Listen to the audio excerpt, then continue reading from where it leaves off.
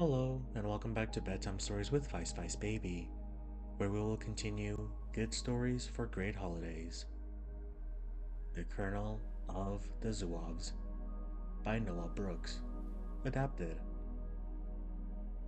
Among those who accompanied Mr. Lincoln, the President elect, on his journey from Illinois to the national capital was Elmer E. Ellsworth, a young man who had been employed in the law office of Lincoln and Herndon, Springfield. He was brave, handsome, and impetuous youth, and was among the first to offer his services to the President in defense of the Union as soon as the mutterings of war were heard.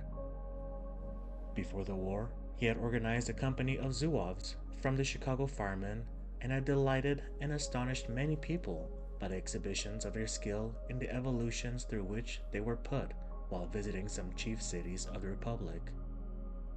Now, being commissioned as second lieutenant in the United States Army, he went to New York and organized from the firemen of the city a similar regiment, known as the 11th New York.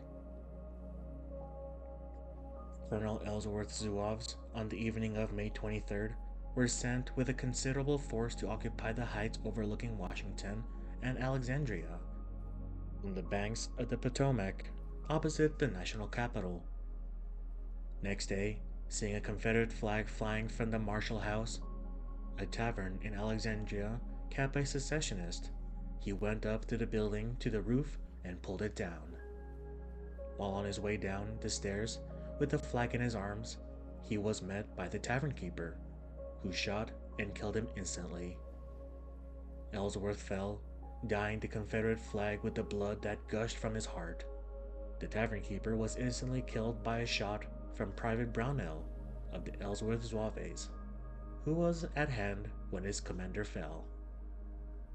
The death of Ellsworth, needless though it may have been, caused a profound sensation throughout the country, where he was well known. He was among the very first martyrs of the war, as he had been one of the first volunteers. Lincoln was overwhelmed with sorrow. He had the body of the lamented young officer taken to the White House, where it lay in state until the burial took place. And, even in the midst of his increasing cares, he found time to sit alone and in grief-stricken meditation by the bier of the young dead soldier of whose career he had cherished so great hopes. The lifeblood from Ellsworth's heart had stained not only the Confederate flag, but a golden medal found under his uniform, bearing the legend, Non solum nobis, sed pro patria, not for ourselves alone, but for the country.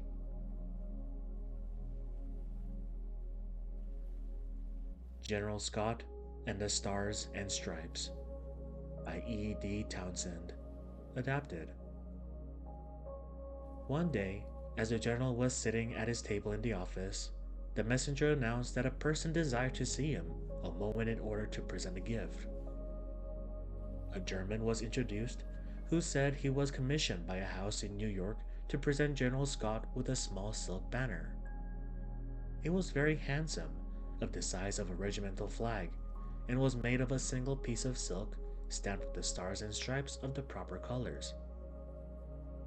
The German said that the manufacturers who had sent the banner wished to express thus a great respect they felt for the General Scott, and their sense of his importance to the country in that perilous time. The general was highly pleased, and in accepting the gift, assured the donors that the flag would hang in his room wherever he went, and enshroud him when he died. As soon as the man was gone, the general desired that the stars might be counted to see if all the states were represented. They were all there. The flag was then draped between the windows over the couch where the general frequently reclined for the rest during the day. He went with him in his berth when he sailed for Europe, after his retirement, and enveloped his coffin when he was interred at West Point. Thank you for tuning into this episode of Bedtime Stories with Vice Baby. I hope you'll have a good night and sweet dreams.